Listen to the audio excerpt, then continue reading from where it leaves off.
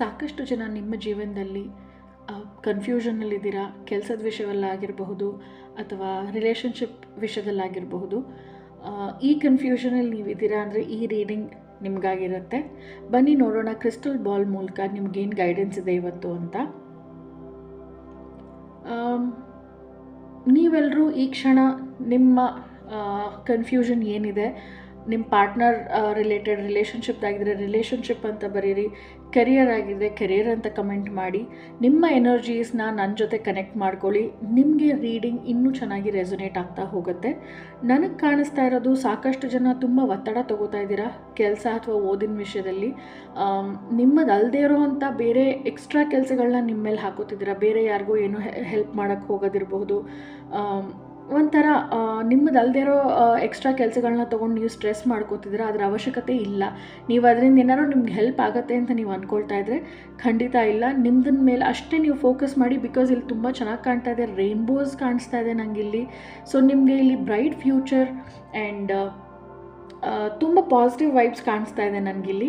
So ನೀವು extra stress ತೊಗೊಳ್ಳೋ ಅವಶ್ಯಕತೆ ಇಲ್ಲ. ನಿಮಗೆ ಇಲ್ಲಿ ವಿಡಿಯೋನಲ್ಲಿ ಕಾಣಿಸ್ತಾ ಇದೆಯಾ ಇಲ್ವ ನಂಗೆ ಗೊತ್ತಾಗ್ತಾ ಇಲ್ಲ. ಬಟ್ ಇಲ್ಲಿ ರೈನ್ಬೋ ಹ್ಯೂಸ್ ಕಾಣಿಸ್ತಾ ಇರೋದ್ರಿಂದ ಇದು ಒಂದು ನ್ಯೂ ಬಿಗಿನಿಂಗ್ ನಿಮಗೆ ಲೈಫಲ್ಲಿ ಶುರುವಾಗುತ್ತೆ ಅಂತಲೇ ಅರ್ಥ. ಯಾವುದೇ ವಿಷಯದಲ್ಲಿ ನೀವು ತೊಗೊಂಡಿದ್ರು ಕೆಲಸದ ವಿಚಾರವಾಗಿ ನಿಮ್ದು ಎಷ್ಟಿದೆಯೋ ಅಷ್ಟು ಮಾತ್ರ ನೋಡಿಕೊಂಡ್ರೆ ನಿಮಗೆ ತುಂಬ ಒಳ್ಳೆಯದು. ಆ್ಯಂಡ್ ಬೇರೆಯವ್ರನ್ನ ಇಂಪ್ರೆಸ್ ಮಾಡೋಕ್ಕಾಗಲಿ ಅಥವಾ ಏನೋ ಒಂದು ಮಾಡಿ ಕೆಲಸ ಮಾಡ್ಕೊಳ್ತೀನಿ ಅನ್ನೋಕ್ಕಾಗಲಿ ಎಕ್ಸ್ಟ್ರಾ ಸ್ಟ್ರೆಸ್ ತೊಗೊಳ್ಳೋದು ಬೇಡ. ಬೇರೆಯವರು ಈ ವಿಷಯವಾಗಿ ನಿಮ್ಮ ಮೇಲೆ ಒತ್ತಡ ಹೇರೋ ಸಾಧ್ಯತೆ ಜಾಸ್ತಿ ಕಾಣಿಸ್ತಾ ಇದೆ. ಆ್ಯಂಡ್ ನಿಮ್ಮ ಪಾಸ್ಟಿಂದ ಯಾರೋ ಒಬ್ಬರು ನಿಮ್ಮ ಲೈಫ್ಗೆ ವಾಪಸ್ ನಿಮ್ಮನ್ನು ಅಪ್ರೋಚ್ ಮಾಡೋಕ್ಕೆ ಬರೋ ಸಾಧ್ಯತೆ ತುಂಬ ಸ್ಟ್ರಾಂಗಾಗಿ ಕಾಣಿಸ್ತಾ ಇದೆ ನನಗೆ. ಆ್ಯಂಡ್ ನೀವೀಗ ಎಷ್ಟೇ ಒಂದು ಕನ್ಫ್ಯೂಷನಲ್ಲಿ ಇರಬಹುದು, ಏನು ನಡೀತಾ ಇದೆ ನನ್ನ ಜೀವನದಲ್ಲಿ, ಇನ್ನೇನು ಆಗಬಹುದು ಅನ್ನೋ ಕನ್ಫ್ಯೂಷನಲ್ಲಿ ನೀವಿರಬಹುದು. ಅದ್ರ ಬಗ್ಗೆ ಚಿಂತೆ ಬೇಡ. ಯಾಕೆ ಅಂತಂದರೆ ಇಲ್ಲಿ ಕ್ಲಿಯರಾಗಿ ಕಾಣಿಸ್ತಾ ಇದೆ ನಿಮ್ಮ ಲೈಫ್ ಒಂದು ಬ್ಯಾಲೆನ್ಸ್ಡ್ ಸ್ಟೇಟ್ಗೆ ರೀಚ್ ಆಗುತ್ತೆ ಸದ್ಯದಲ್ಲೇ. ನೀವು ಏನೂ ಎಕ್ಸ್ಟ್ರಾ ಮಾಡಬೇಕಾಗಿಲ್ಲ. ನೀವು ಮಾಡೋ ಅಂಥದ್ದನ್ನು ಏನು ಡೈಲಿ ಲೈಫಲ್ಲಿ ನೀವು ಏನು ಮಾಡ್ಕೊಂಡು ಹೋಗ್ತೀರಾ ಅದನ್ನು ಮಾಡ್ಕೊಂಡು ಹೋಗ್ತಾ ಇದ್ದರೆ ಸಾಕು. ಸ್ವಲ್ಪ ದೃಷ್ಟಿ ಆಗೋ ಸಾಧ್ಯತೆ ಕಾಣಿಸ್ತಾ ಇದೆ. ಅಂದರೆ ನೀವು ಅಂದ್ಕೊಂಡಿರೋ ಕೆಲಸ ಸ್ವಲ್ಪ ಅಡೆತಡೆಗಳಾಗಬಹುದು, ನೀವು ಅಂದ್ಕೊಂಡಿದ್ದಕ್ಕಿಂತ ಹೆಚ್ಚು ಸಮಯ ತೊಗೋಬಹುದು. ಆ ಒಂದು ಪರಿಸ್ಥಿತಿಗಳು ನನಗೆ ಕಾಣಿಸ್ತಾ ಇದೆ. ಸೊ ಆ ಅಡ್ಡ ಆಗೋದು ಅದನ್ನೆಲ್ಲ ತಡೆಯೋದಕ್ಕೆ ನೀವೇನಾದರೂ ಒಂದು ದೈವ ಬಲನ ನೀವು ಇಟ್ಕೊಳ್ಬೇಕು. ಆ ಒಂದು ಸನ್ನಿವೇಶದಲ್ಲಿ ನಿಮಗೆ ಯಾರಿಂದನೂ ಆಗೋ ಒಂದು ದೃಷ್ಟಿನ ನೀವು ದಾಟಿ ನಿಮ್ಮ ಜೀವನದಲ್ಲಿ ನೀವು ಚೆನ್ನಾಗಿ ಮುಂದುವರಿತೀರಾ.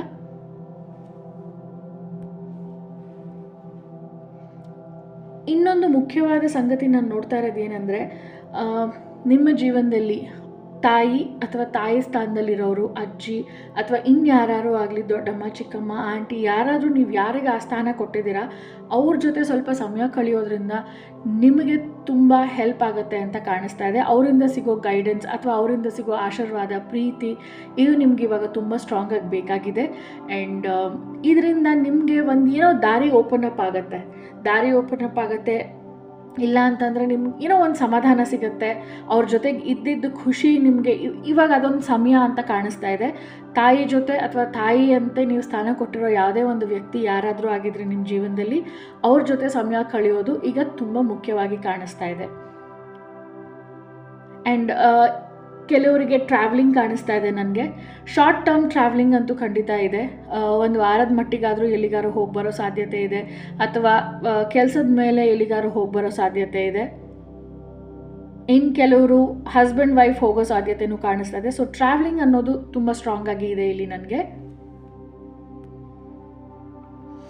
ನೀವೇನಾದರೂ ಇಂಪಾರ್ಟೆಂಟ್ ಡಿಸಿಷನ್ಸ್ ತೊಗೊಳ್ತಾ ಇದ್ದರೆ, ಏನಾದರೂ ಒಂದು ಅಗ್ರಿಮೆಂಟ್ ಸೈನ್ ಮಾಡೋದು ಅಥವಾ ಬಾಂಡ್ ಸೈನ್ ಮಾಡೋದು, ಈ ಥರ ಪರಿಸ್ಥಿತಿಗೆ ನೀವು ಹೋಗ್ತಾ ಇದ್ದಲ್ಲಿ ನೀವು ಆ ಪೇಪರ್ಸ್ನ ಸೂಕ್ಷ್ಮವಾಗಿ ಚೆಕ್ ಮಾಡೋದು ಉತ್ತಮ ಅಂತ ಕಾಣಿಸ್ತಾ ಇದೆ.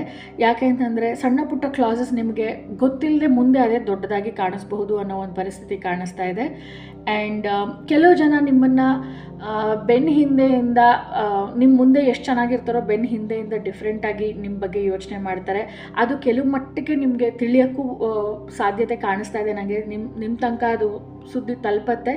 ಸೊ ನೀವು ಆ ವಿಷಯವಾಗಿ ಕೂಡ ತಲೆ ಕೆಡಿಸ್ಕೋಬೇಡಿ. ಇದು ಒಂದು ಗೈಡೆನ್ಸ್ ಆಗಿರುತ್ತೆ ನಿಮಗೆ, ಯಾರ ಜೊತೆ ಸೇರಬೇಕು, ಯಾರ ಜೊತೆ ಸೇರಬಾರ್ದು, ಯಾರು ನನ್ನವರಲ್ಲ. ಈ ವಿಚಾರಗಳೆಲ್ಲ ಕೆಲವು ಮಟ್ಟಿಗೆ ನಿಮಗೆ ತಿಳಿಯುವಂಥ ಸಂದರ್ಭ ಬರ್ತಾ ಇದೆ. ಕ್ಲಾರಿಟಿ ಜಾಸ್ತಿ ಆಗುತ್ತೆ. ಆ್ಯಂಡ್ ಹರ್ಡಲ್ಸ್ ಇದೆ, ಸ್ವಲ್ಪ ಕಷ್ಟಗಳು, ಅಡೆತಡೆಗಳು ಖಂಡಿತ ನನಗೆ ಕಾಣಿಸ್ತಾ ಇದೆ. ಬಟ್ ಬೆಟ್ಟದ ಹಾಗೆ ಬಂದಿದ್ದು ಮಂಜಿನ ಹಾಗೆ ಕರ್ಗೋಗುತ್ತೆ ಅಂತಾರಲ್ಲ, ಅದೇ ರೀತಿ ಎಂಥ ದೊಡ್ಡ ಕಷ್ಟ ಅಥವಾ ಸನ್ನಿವೇಶಗಳು ನಿಮಗೆ ಅರ್ಥ ಆಗದೇ ಇರೋವಂಥ ಒಂದು ಸನ್ನಿವೇಶಗಳು ಬಂದಿದ್ದರೂ ಅಷ್ಟೇ ಈಸಿಯಾಗಿ ಕೂಡ ಅದು ರಿಸಾಲ್ವ್ ಆಗುತ್ತೆ. ದೈವಬಲ, ದೊಡ್ಡವರ ಆಶೀರ್ವಾದ ಇದು ತುಂಬ ಮುಖ್ಯವಾಗಿ ಕಾಣಿಸ್ತಾ ಇದೆ. ಸೊ ಹಾಗಾಗಿ ನೀವು ನಿಮ್ಮ ಕಡೆಯಿಂದ ಮಾಡುವಂಥ ಪ್ರಯತ್ನಗಳು, ನಿಮ್ಮ ಸಂಸ್ಕಾರ ಇದನ್ನೆಲ್ಲ ಮುಂದುವರಿಸ್ಕೊಂಡು ಹೋದರೆ ಯಾವುದೇ ರೀತಿಯಾದ ಕಷ್ಟಗಳು ತುಂಬ ದಿನ ನಿಮ್ಮನ್ನು ಕಾಡಿಸಲ್ಲ.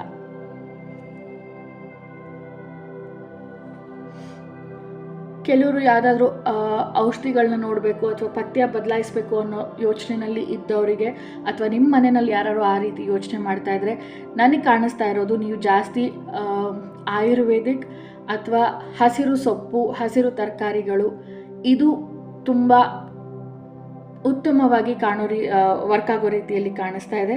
ಸೊ ನಿಮ್ಮ ಸ್ವಂತ ಆಗಿರಬಹುದು ಅಥವಾ ನಿಮ್ಮ ಮನೆಯಲ್ಲಿ ಯಾರಾದರೂ ಯೋಚಿಸ್ತಿದ್ರು ಅಷ್ಟೇ, ಆಯುರ್ವೇದಿಕ್ನ ನೀವು ಚೂಸ್ ಮಾಡೋದ್ರಿಂದ ನಿಮಗೆ ತುಂಬ ಒಳ್ಳೆಯದಾಗತ್ತೆ. ನಿಮ್ಮ ಲೈಫಲ್ಲಿ ಇರೋ ಕನ್ಫ್ಯೂಷನ್ಸ್ಗೆ ನಿಮಗೆ ಕ್ಲಾರಿಟಿ ಸಿಗೋದಕ್ಕೆ ಹೆಚ್ಚು ಕಡಿಮೆ ಇವಾಗಿಂದ ಇನ್ನೊಂದು 2 ತಿಂಗಳು ಬೇಕಾಗಬಹುದು. ಸೊ ಅಲ್ಲಿ ತನಕ ಪೇಷನ್ಸ್ ಇಟ್ಕೊಳ್ಳಿ.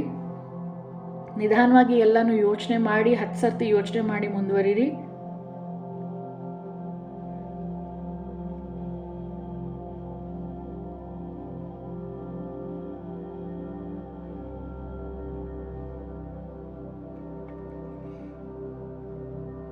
ನೀವು ಏನೇನು ನಿಮಗೆ ಗೆರೆ ಹಾಕ್ಕೊಂಡಿರ್ತೀರ ಅದನ್ನೆಲ್ಲ ದಾಟಿ, ನಿಮ್ಮ ಲಿಮಿಟೇಷನ್ಸ್ನ ದಾಟಿ ನೀವೆಲ್ಲನೂ ಮಾಡ್ತೀರಾ.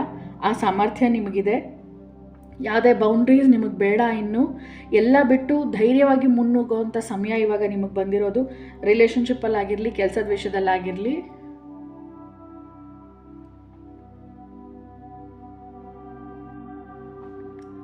ಕೆಲಸದ ವಿಚಾರವಾಗಿ ನಿಮಗೆ ಒಳ್ಳೆ ರೆಫರೆನ್ಸ್ ಸಿಗೋ ಸಾಧ್ಯತೆ ನನಗೆ ಕಾಣಿಸ್ತಾ ಇದೆ.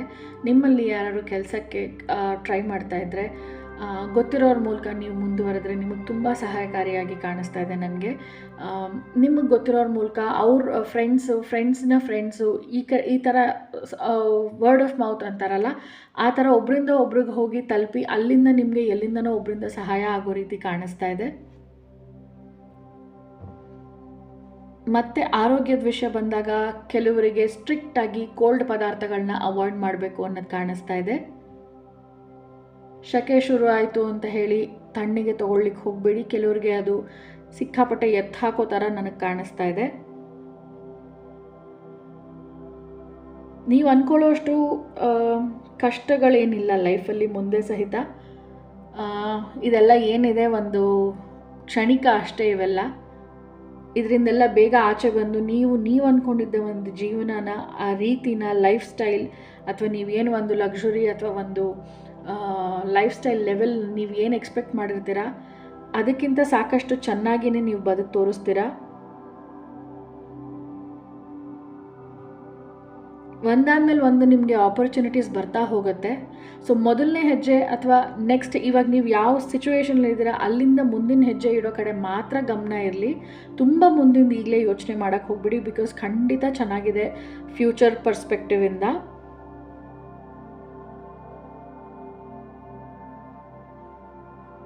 ಹಂತ ಹಂತವಾಗಿ ನೀವು ಬೆಳೀತಾ ಹೋಗ್ತೀರಾ. ಅದು ತುಂಬ ಕ್ಲಿಯರಾಗಿ ಕಾಣಿಸ್ತಾ ಇದೆ ಇಲ್ಲಿ.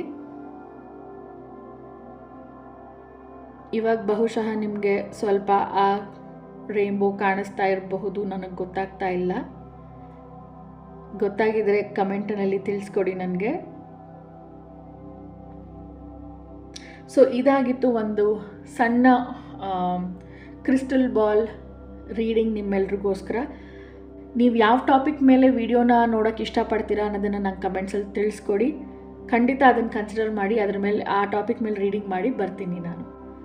ಹಾಗೆ ಈ ವಿಡಿಯೋ ನೋಡ್ತಾ ಇರೋರಲ್ಲಿ ಯಾರ್ಯಾರಿನ್ನ ನನ್ನ ಚಾನಲ್ಗೆ ಸಬ್ಸ್ಕ್ರೈಬ್ ಆಗಿಲ್ಲ ದಯವಿಟ್ಟು ಈಗಲೇ ಸಬ್ಸ್ಕ್ರೈಬ್ ಮಾಡ್ಕೊಳ್ಳಿ. ಸೊ ದ್ಯಾಟ್ ನಾನು ನೆಕ್ಸ್ಟ್ ಮುಂದೆ ಹಾಕೋ short video, long video, live ಏನೇ ನೋಟಿಫಿಕೇಷನ್ ಇದ್ರೂ ನಿಮ್ಗೆ ಇಮಿಡಿಯೇಟಾಗಿ ಬರುತ್ತೆ. ಲೈಕ್ ಮಾಡಿ, ಸಬ್ಸ್ಕ್ರೈಬ್ ಮಾಡಿ, ಶೇರ್ ಮಾಡಿ. ಆದಷ್ಟು ಬೇಗ ಮುಂದಿನ ವಿಡಿಯೋನಲ್ಲಿ ಮತ್ತೆ ಸಿಗೋಣ. ಧನ್ಯವಾದ.